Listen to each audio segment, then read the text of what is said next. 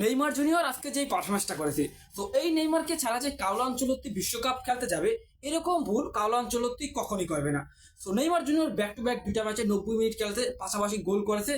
তো Neymar junior যে পারফরমেন্সটা করেছে বা নেইমার আজকে যেই জায়গা থেকে গোলটা করেছে 2022 সালে যদি আপনি ব্রাজিলের ম্যাচ দেখে থাকেন যে ক্রোয়েশিয়ার বিপক্ষে নেইমার যে গোলটা করেছিল ওইরকম সেম টু সেম গোলটা আজকে হয়েছে। যে তার এক সতীর্থ আসলে পাস দিছে, ওইখান থেকে ব্যাক পাস পায়ে আসলে নেইমার জুনিয়র গোলটা করছে 2022 ওয়ার্ল্ড কাপের মতো। তো ওই গোলটা ছিল মানে আপনার গোলবারের সাইড থেকে, আর আজকের গোলটা ছিল গোলবারের মাঝমাঠ থেকে মাঝখান থেকে। সাজি নেইমার জন্য আজকে যে পারফরমেন্সটা করেছে তাতে নেইমার বিশ্বকাপে যাচ্ছে। এটা আগে তো আমি বলতাম যে 100% নেইমার বিশ্বকাপে যাবে, আজকের ম্যাচ দেখার পর আমি এটা বলতেছি যে নেইমার 1000% বিশ্বকাপে যাবে। এবং এইরকম ম্যাচ দেখার পরও যদি নেইমার জুনিয়রকে ছাড়া কার্লো আনচেলত্তি বিশ্বকাপের স্কোয়াড ঘোষণা করে আনচেলত্তি, তাহলে বুঝবেন যে আনচেলত্তির পরিকল্পনায় নেইমার নাই। কারণ নেইমার এখন 100% ফিট হয়েছে, এর থেকে বেশি নেইমার আর কখনো ফিট হবে না। নেইমার জুনিয়র বিশ্বকাপে যাচ্ছে, এটা নিয়ে কোনো সন্দেহ নাই। নেইমার জন্য আজকে যে পারফরমেন্সটা করেছে এবং সান্তোসের যে গোলটা করেছে, জাস্ট অ্যামেজিং একটা গোল করেছে।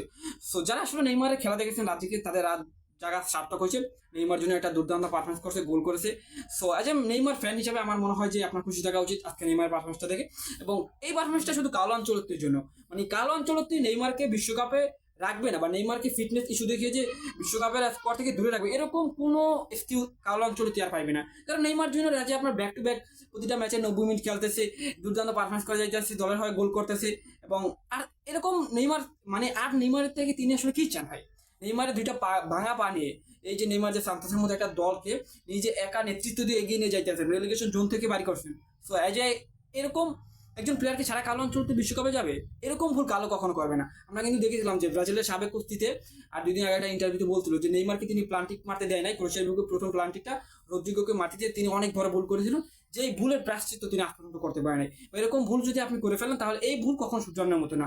তো আজ নেইমার জন্য বিশ্বকাপে যাচ্ছে, এটা নিয়ে কোনো সন্দেহ নাই।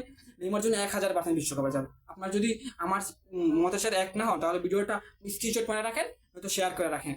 আপনার 18 তারিখের পর আপনি আমাকে যদি নেইমার বিশ্বকাপে স্কোর না থাকে তাহলে আপনার আমাকে যা ইচ্ছা বলতে পারেন, বাট নেইমার বিশ্বকাপে যাচ্ছে এটা 1000% নিচ্ছি। নেইমার আজকে পারফরমেন্সটা দেখার পর কার্লো আনচেলত্তি নেইমারকে বিশ্বকাপের স্কোয়াডে রাখতে বাধ্য হবে, এক প্রকার বাধ্য হবে। নেইমারকে ছাড়া কালো কখনো বিশ্বকাপের স্কোয়াড ঘোষণা করবেন না। ধন্যবাদ সবাইকে।